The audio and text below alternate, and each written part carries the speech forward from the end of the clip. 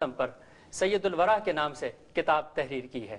یہ کتاب انتہائی تحقیقی اور انتہائی انسائکلوپیڈیا ٹائپ کی کتاب ہے۔ آئیے ہم ان سے ملاقات کرتے ہیں اور ان کی کتاب کے بارے میں جاننے کی کوشش کرتے ہیں کہ انہوں نے اپنی کتاب کے حوالے سے کیا کیا ایسے مراحل کا سامنا، کیا کیا ایسی مشکلات کا سامنا انہوں نے کیا ہے۔ السلام علیکم۔ وعلیکم السلام۔ خیریت سے قاضی صاحب؟ سب سے پہلے تو آپ قاضی صاحب یہ بتائیے کہ آپ کا نام ماشاءاللہ اتنا خوبصورت ہے، عبد الدائم کی کیا معنی ہے؟ دائم حقیقی طور پر صرف اللہ رب العالمین ہے، یعنی ہمیشہ رہنے والا۔ جس طرح اللہ تعالیٰ کا نام باقی ہے، اسی طرح دائم بھی اللہ تعالیٰ کے اسماء میں سے ہے، یعنی ہمیشہ رہنے والا۔ تو عبد الدائم کا مطلب یہ ہوگا کہ بندہ اس ہستی کا جو ہمیشہ دائم رہنے والی ہے، ہمیشہ رہنے والی ہے، ازلی ہے۔ اس لحاظ سے عبد الدائم عبداللہ کا معنی ہے، یعنی اللہ کا بندہ۔ ماشاءاللہ ماشاءاللہ۔ اچھا حضرت، آپ نے یہ جو کتاب سید الورا 3 جلدوں میں لکھی ہے، ماشاءاللہ بڑی تحقیقی کتاب ہے۔ اس کتاب کو لکھنے میں کتنا عرصہ آپ کو درکار ہوا؟ تقریباً 14 سال لگے ہیں۔ 14 سال آپ کو لگ گئے؟ جی 14 سال۔ تو اس پوری 14 سال کے عرصے میں آپ نے کن کن ماخذ سے آپ نے استفادہ کیا؟ کیونکہ عموماً یہ دیکھا جاتا ہے کہ اصل ماخذ کے علاوہ جو غیر مطبوعہ کتب ہوتی ہیں ان تک کسی کی رسائی نہیں ہوتی، تو کیا آپ نے غیر مطبوعہ کتب اور مخطوطات سے بھی استفادہ کیا ہے؟ جی مخطوطات سے استفادہ تو کیا ہے، لیکن مخطوطات کا ہم نے حوالہ نہیں دیا ہے۔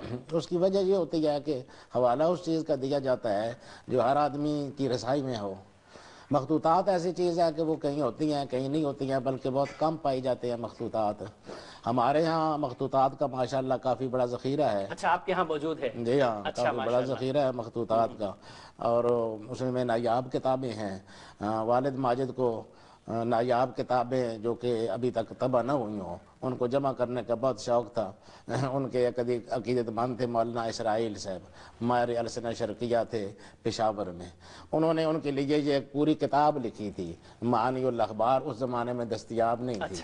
تو انہوں نے اپنے اس شیخ مرشد کے لیے انہوں نے لکھا ہے کہ میں اپنے شیخ مرشد کے لیے یہ کام کیا ہے۔ وہ پوری کتاب انہوں نے نقل کر کے ایک دفعہ والد ماجد نے جو ان کے شیخ تھے، پیر تھے، انہوں نے خواہش ظاہر کی کہ مجھے وہ کتاب نہیں دستیاب ہو رہی ہے۔ انہوں نے کہا جی میں کوشش کرتا ہوں۔ چنانچہ انہوں نے وہ ساری کتاب نقل کر کے اسلامیہ کے کتب خانے سے نقل کر کے تو یہ پوری کتاب پیش کر دی۔ اچھا، جن مخطوطات کا آپ ذکر فرما رہے ہیں اس میں سیرت النبی صلی اللہ علیہ وآلہ وسلم کے موضوعات پر بھی مخطوطات ہیں؟ ان کے ساتھ متعلق بھی ہیں۔ تفسیر کی، چونکہ سیرت کا موضوع ایسا ہے کہ اس میں کبھی تفسیر کی ضرورت پڑ جاتی ہے، کبھی اصول کی ضرورت پڑ جاتی ہے، کبھی اصول حدیث کی ضرورت پڑ جاتی ہے۔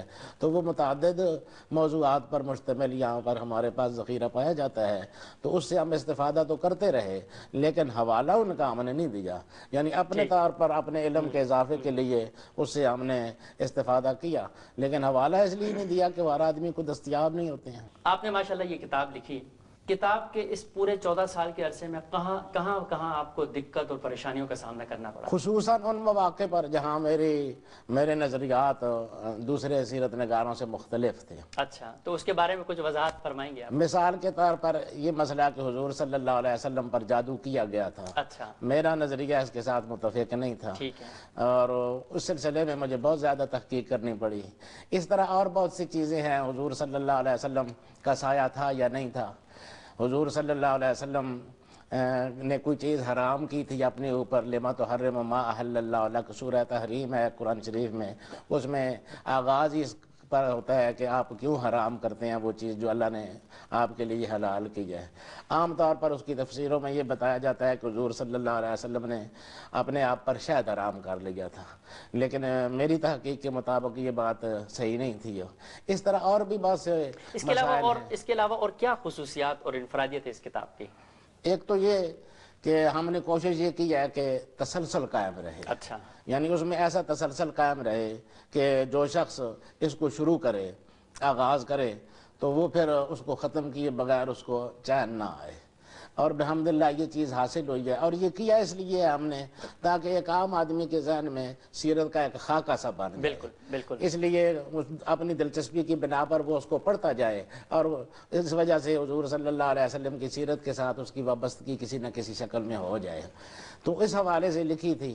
علاوہ ازیں اس میں ہم نے یہ ایک نئی بات کی ہے جو پہلے کبھی نہیں کی گئی ہے کہ ہم نے حضور صلی اللہ علیہ وسلم کے صحابہ کرام کا تذکرہ کیا ہے۔ اچھا، کیونکہ ہمارے نزدیک صحابہ کرام کی سیرت حضور صلی اللہ علیہ وسلم ہی کی سیرت کا ایک حصہ ہے۔ بالکل، کیونکہ اصل بات تو یہ ہے کہ وہ جو شخصیت اتنی باکمال ہے، اس نے جو لوگ تیار کیے، جو مردان کار آگے اس نے پیش کیے دنیا کے سامنے، وہ کیسے لوگ تھے۔ بالکل، تو اس لیے لہٰذا ہم نے یہ کیا کہ متن میں جس صحابی کا ذکر آتا ہے جی جی، اسی کا ہم نے نیچے فٹ نوٹ میں تقریباً اس کا ایک بار ڈیٹا یا اس کی زندگی کا ایک خاکہ سا ہم نے دے دیا۔ یہ تو واقعی بڑی انفرادیت اور خصوصیت ہے کہ سیرت کی بے شمار کتابوں میں یہ چیز دیکھنے میں نہیں آتی ہاں جی، کہ جہاں کہیں کسی صحابہ کا ذکر آ جائے وہاں پہ ان کے بھی پورے حالات زندگی یا ان کا بھی مختصر ایک جامع انداز میں تذکرہ۔ بہت خوب، بہت اچھی بات ہے یہ۔ ناظرین، سیرت کے موضوع پر یہ گفتگو کا سلسلہ ہمارا جاری رہے گا، اور ہم مزید آگے انسائکلوپیڈیا کے حوالے سے حضرت سے کچھ جاننے کی کوشش کریں گے، لیکن یہاں پر لیتے ہیں ایک چھوٹا سا وقفہ۔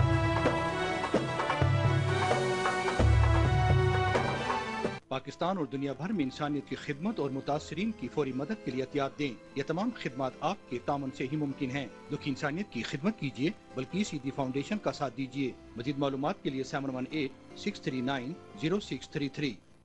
کی مہکار یہاں، لذت کے انبار یہاں، دل سے کھانے کی خواہش ہے، کھائے جو ایک بار یہاں۔